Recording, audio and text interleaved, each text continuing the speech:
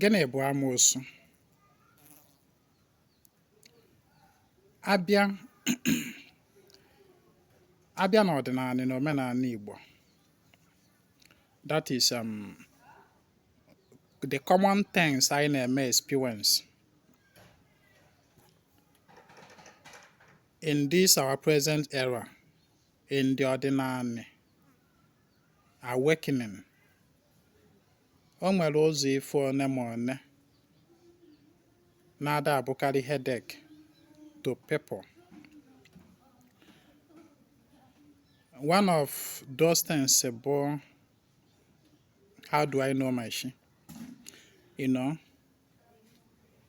These are the things that people think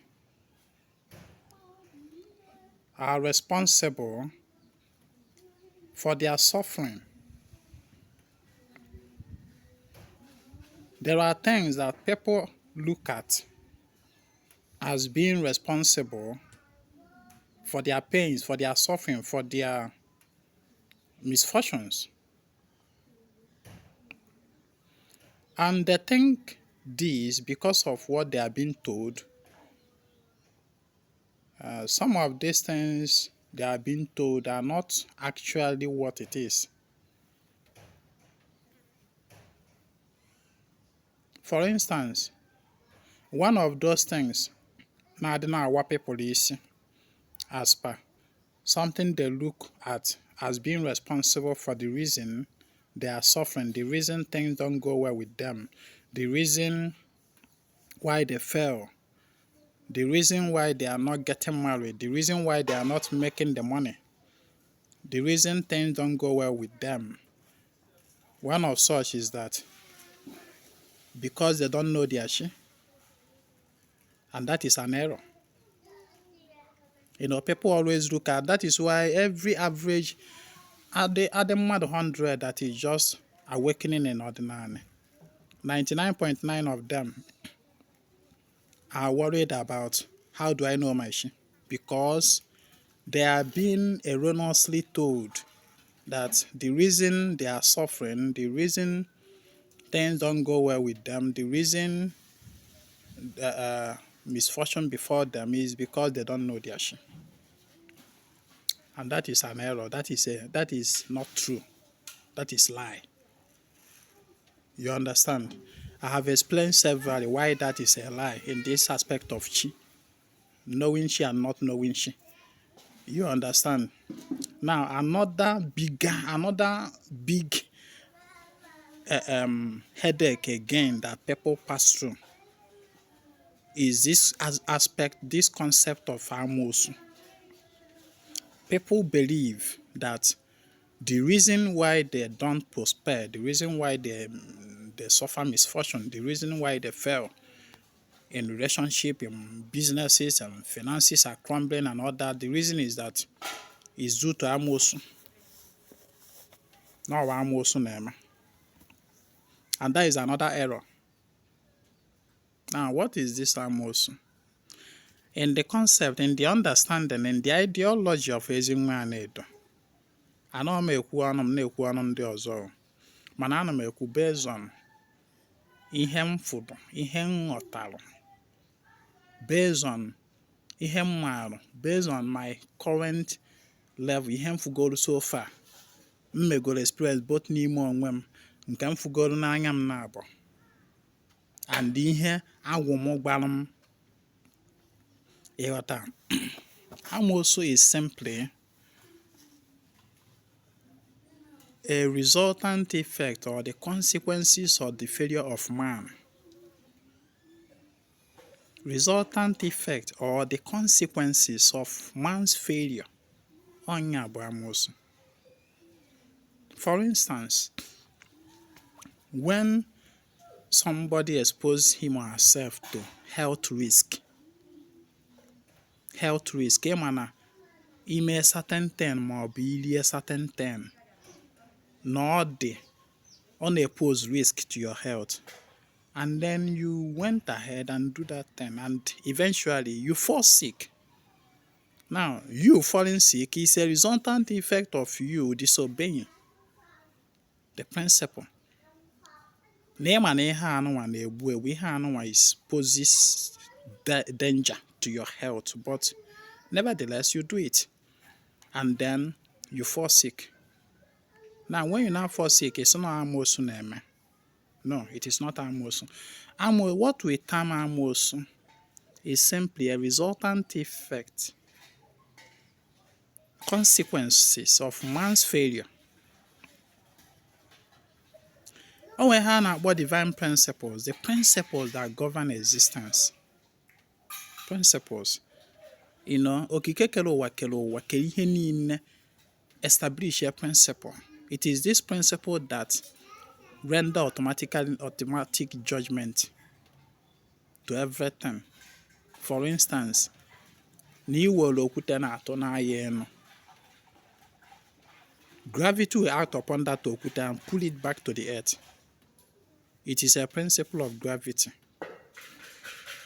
Now, gravity is judging that. Even using the term judge is not even right. But just understand that because of the principle of gravity established, because of the principle of gravity established that govern existence, it will not permit that stone to continue rising as far as we are living in this earth. So that is one of those things. Now, when you now want to go beyond, that is, actually make something that is extraordinary, you want to throw stone up and to continue naga, and then eventually that's your expectation get thwarted. Gravity pulls that stone back. It's not about Amosu. No, it is not Amosu. It is actually the principles of creation and action. Now, Amosu dị ka nsi wee kwu bụ ihe the result na-abịa from ihe mmadụ mere. O nwegara ihe ndị na-akọ ọsọ amosu a, ife anụ nwaanyị na-akpọ amosu, o nwegara ihe ndị na-akọ ọsọ ya. Number one, not being in alignment with his or her destiny. When you are not on your duty post, they can say adasu ya. When you are not doing ihe dị n'akara ụwa gị, when you are not in alignment with ihe ṅụrụ wee bịa ụwa, ife amosu ga na-eme gị. Now, ihe amosu anụnwa na-eme gị when you are out of alignment, it is actually an effort of more trying to correct you, trying to draw you back to alignment. And that trying to drag you to alignment, it will produce some kind of unwanted feeling within you. It will produce some kind of unwanted experiences. Ihe anụnwa bụ positive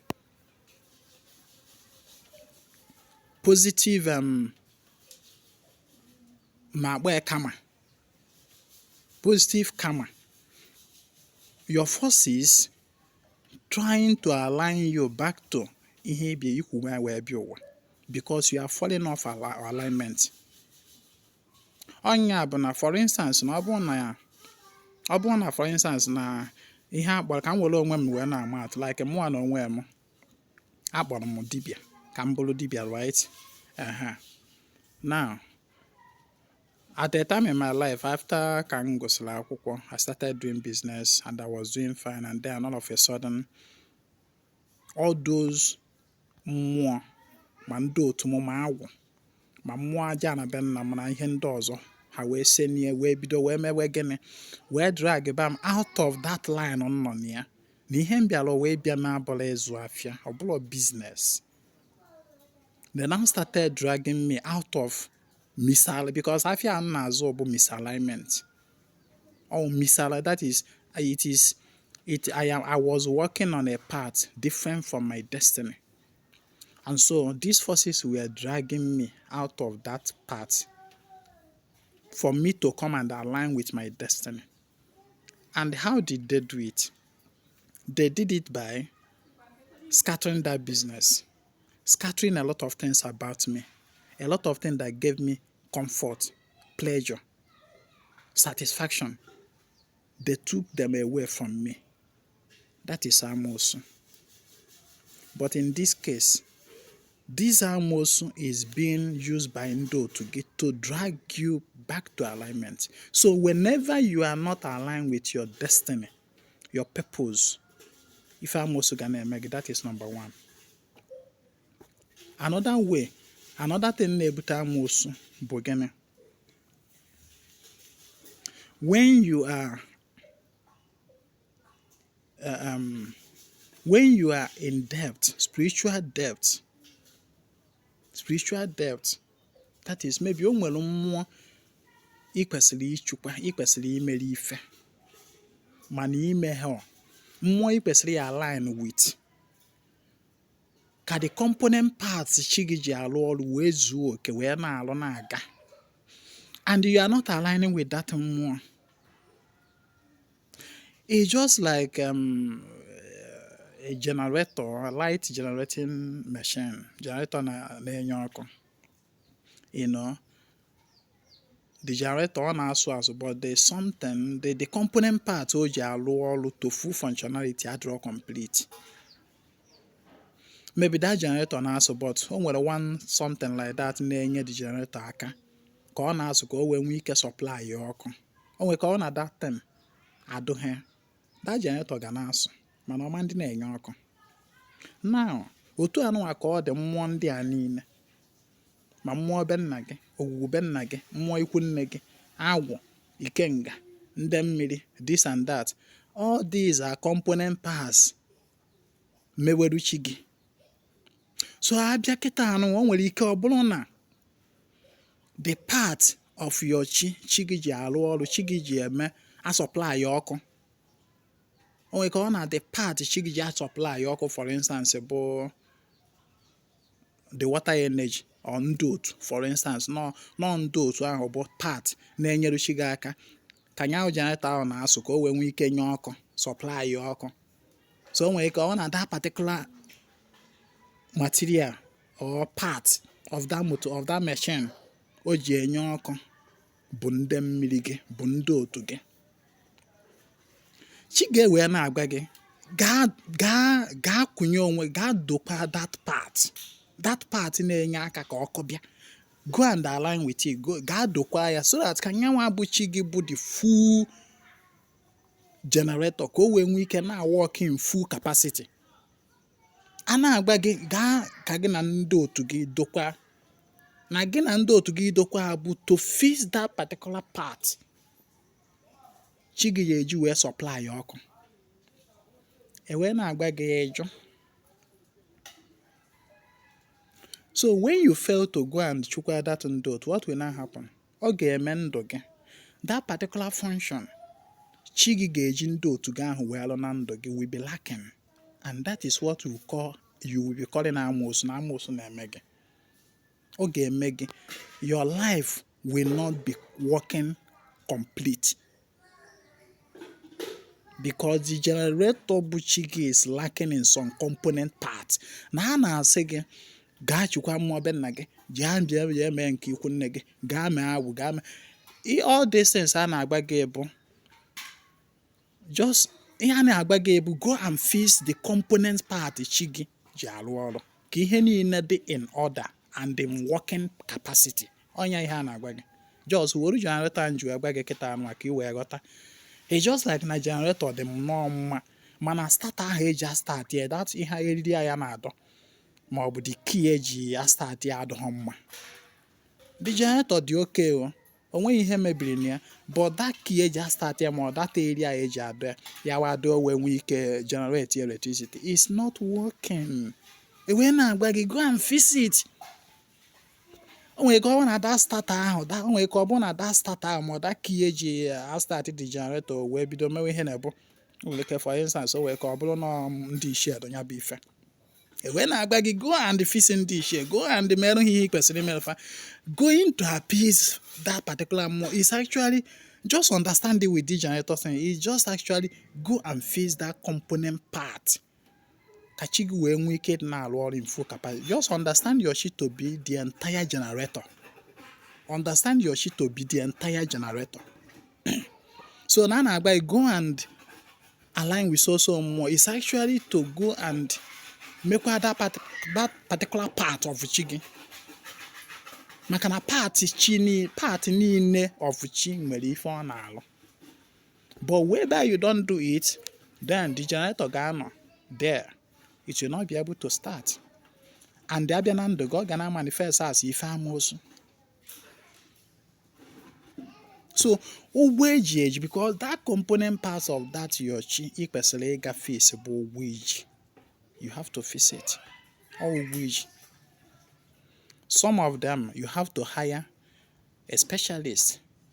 Ke ndị na-akwa mekanik, ndị mekanik ọkwa mfa na-arụ generator. Ị ga-achọ ndị mekanik bụ dibịa. Specialist. Ụfọdụ awụrụ ihe nke ị ga-ejikwa aka gị were eme. Ị na-aghọta ihe na-ekwu. Just ana m eji ife anyị ma every day to explain to us things that we don't see every day. Ife dị na mmụọ.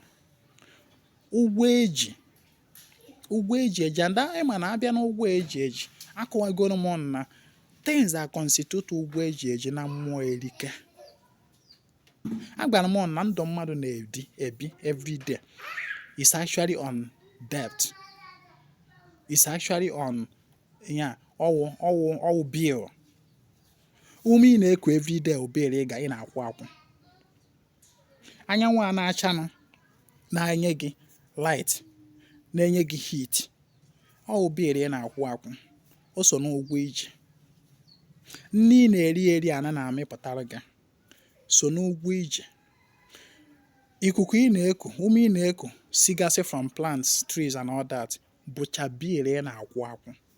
Mmiri ị na-aṅụ iji awụ arụ mee nke a mee nke ọzọ, bụcha bill ị na-akwụ. As a matter of fact, ahụ anụ nwe iyi, this your physical body this physical mode that make or just touch yourself. If you're listening to me now, touch yourself. This your whole physical mode, bụcha ụgwọ iji, all bill. You are renting this body, you are renting everything. You are renting this body, and then na-akwụ bill ya. Ụmụ ihe anụ constitute ụgwọ eji eji a na-ekwu okwu ya, whereby you don't pay these bills. Ife amosu ga na-eme gị. Ị na-aghọta na ọ ka o wee kpe gị ghọta ife bụ amosu a na-ekwu, so that because ọ bụ na ekwula anya amosu like this, ndị article like this, they change something small. Amosu. Once I mention amosu in any of my article, I'll go now instance can your website more. Somebody will read it and capitalize on that. Amosu, you are here to mention amosu. Please, what is the solution? Understand the good effect about that amosu. You will marry here with the solution. Because the truth is that a lot of us are carrying false ideology about what amosu is. And that is why we are running helter-skelter. Another thing that constitutes amosu, when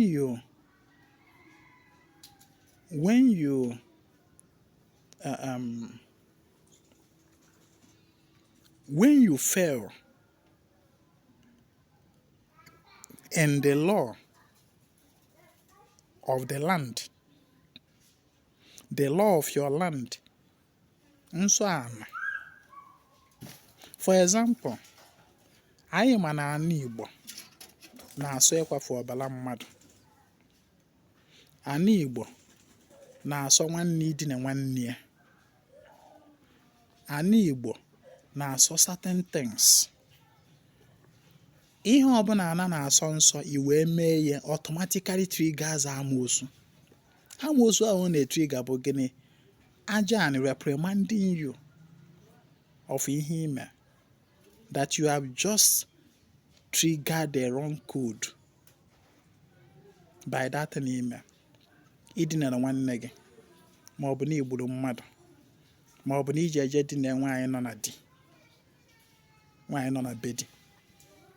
All these things automatically trigger what you refer to as Amosu against you. Again, n'imegidere mmadụ, gị na mmadụ mere ife, i wee megide onye ahụ, kpachalụ n'anya megide onye ahụ maka na ifiru na ị ga-emenwu ya, that the person is nobody, you will trigger Amosu against yourself, because the natural justice will fight against you.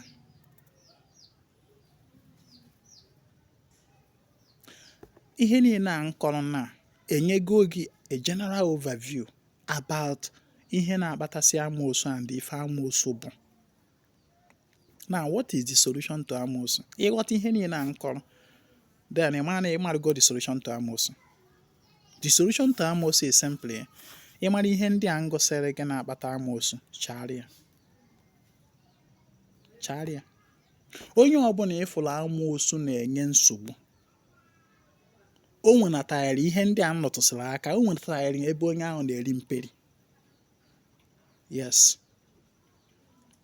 It's either the person is not in alignment with destiny, or the person is not the person nwere ụgwọ oji, ọ da-akwụ ụgwọ oji, ma ọ na the person o nwere component part chie o kwesịrị ịgafe isisi mana ọ dị eme ọ bụrụ ife Amosu, ma ọ bụ na o nwere ebe onye ahụ si eri mperi na nsọ a na be nne ya, ma ọ bụ na mmekọrịta mmadụ na ibe ya, o nwere ebe o si eri mperi, o nwere onye o megburu ma ọ na-emegbu. Ị na-aghọta? O nwere onye ọ na-emegbu, and thereby the person jiri ya ogu n'ọfọ, o ya trigger Amosu. Unless ma ọ bụ onye na-emegbu ejighị ogu n'ọfọ, maybe na onye ahụ ji aka ya emegbu onwe ya like some people do. That one is a different thing. So ịmara ihe ndị a na-ebute Amosu, chagharịa, be on your duty post. Ha dịrị ka ị ga-afụ ifuru na ụwa anụ, if you are able to be on your duty post, you have solved like 50% of your Amosu issues. Being on your duty post, I mean, bụ ide eme akara aka gị, akara ụwa gị. Ibidoro ana mewu ya, solve go like 50% of Amosu issues na ndụ gị. Solution to Amosu abụrụ ịgwọ ọgwụ. Enweghị permanent solution to Amosu apart from avoiding these things and this thing na cause Amosu. Onye the only permanent solution to that Amosu. Mana esikwa na ọka ịgwọ ọgwụ. Onye ọbụla na-enye gị anything, asị na ọwa ọgwụ, agwọ ekechie enye gị si uje edewe na be gị, ma ọ gị ka ya n'ahụ, ma ọ na gị nye n'ala, ma ọ na gị rie n'ọnụ, Amosu bịakwutezie gị, datin ibu n'ahụ, a na-amị dị Amosu, ma ọ bụ ọ na-eme dị Amosu attack na ihe a bullshit. And ka m gwakwa go maka ọnụ ndị na-arụ ọrụ Amosu na-agwọ ọgwụ Amosu ka Amosu permanently ga na-enyezina gị nsogbu. Do you know what? You could be thwarting your destiny by that ọgwụ. You could be if actually that ọgwụ is working. If ọgwụ Amosu, if actually no na work, it could be thwarting your destiny. What do I mean by that? Take for instance, ọ bụrụ na Amosu na-enye gị nsogbu bụ Amosu na-try correct gị, ipulu gị from misalignment to alignment with your destiny.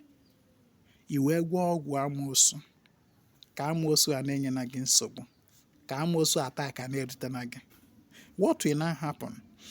If actually that ọgwụ ahụ nọ n'ọrụ, what it will mean is that na mmụọ ndị ahụ ga-abịa inyere aka pull gị out of misalignment wee dewe gị na alignment, na ha ama nwe ike operate izi, fa ama nwezi ike ịlụ data ọrụ by the virtue of that ọgwụ Amosu ịgwọ.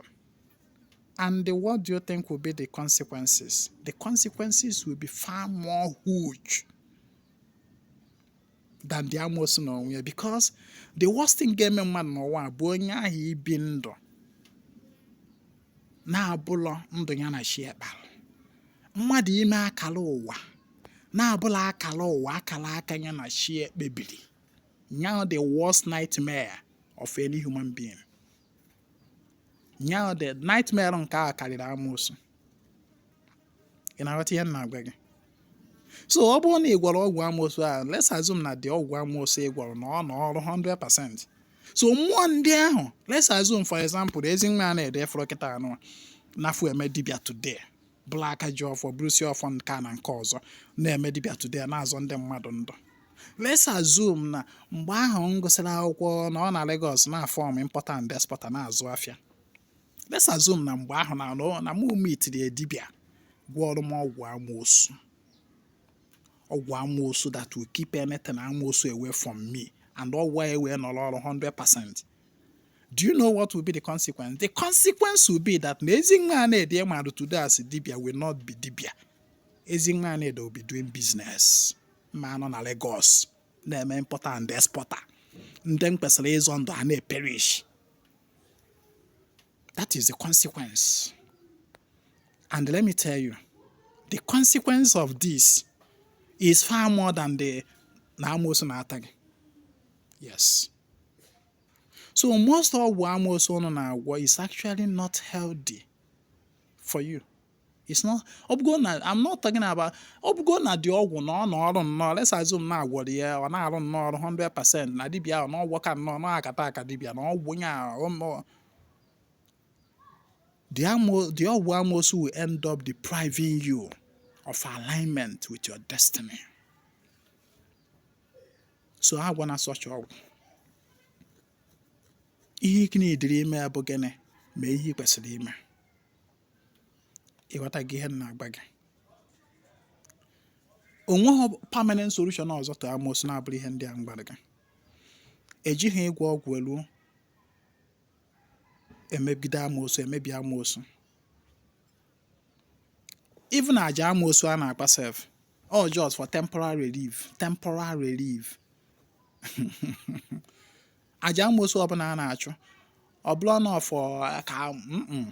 for temporary ka amoosu nya temporary ka ha nyetụgodo efe ka i wee nwee ike hustle nweta ego. Ọ bụrụ na ọ bụ alignment, ọ bụrụ na ọ bụ like nke a nji generator wee kọwa, ọ bụrụ na ọ nwere component part of that generator a ga-edozi, ego ka a eji wee gote wee dozisi ya mee ife na ha ka i wee nwee ike gbagharịta ego wee dozisia those component parts ka chi gị wee nọrọ actively in full force. So abịa chụọ aja amoosu abịa onye tụrụ gị efe for like 2 weeks 1 month, onye tụrụ gị efe by that aja amoosu. Within that period ọ ka i wee nwee ike ego ọbụla ị nweta within that period ka echụchara aja amoosu a nwanne kaba alụ fụ na that component part of chi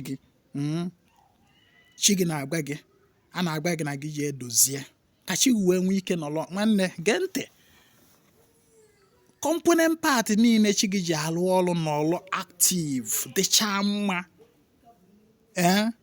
Ịmara ịghọta by na ịghọta gị ife na imean by component part, ma ndị otu ma ndị ichie ma aja anọ ma arụsịbe nna ma ikwu nne ọdụ ma agwụ ma ike ngame, all these component parts fancha niile wee nọrọ ọrụ actively.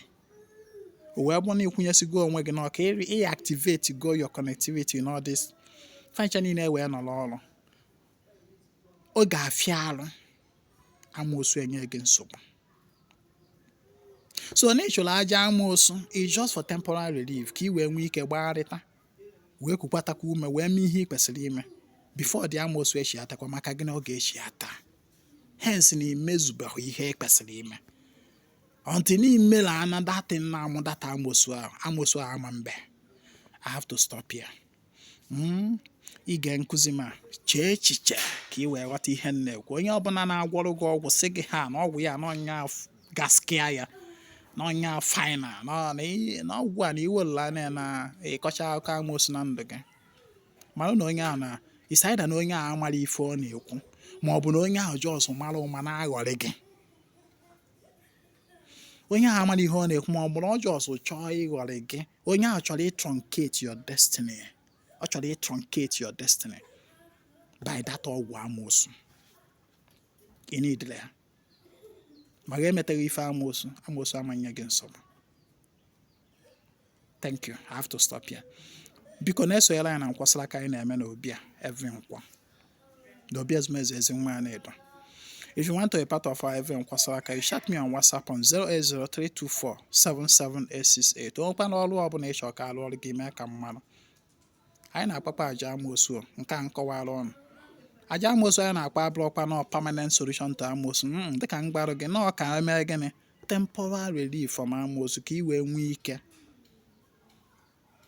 gbagharịa wee fụ ụzọ n'anya mee ihe ị kwesịrị ime. Ịghọta gị na-ekwu so ọrụ mmụọ ọbụla ị chọrọ ka anyị rụọ ọrụ gị bụkwa nke dị na alignment with aja ana Igbo anyị na-arịa ime ka mmadụ. Chat me on WhatsApp on 08032477868 08032477868. Be part of our every nkwasara aka. My name is Ezinwa Anedo. I come for the total restoration of ọdịnala na omenala Igbo. Ka emesịa.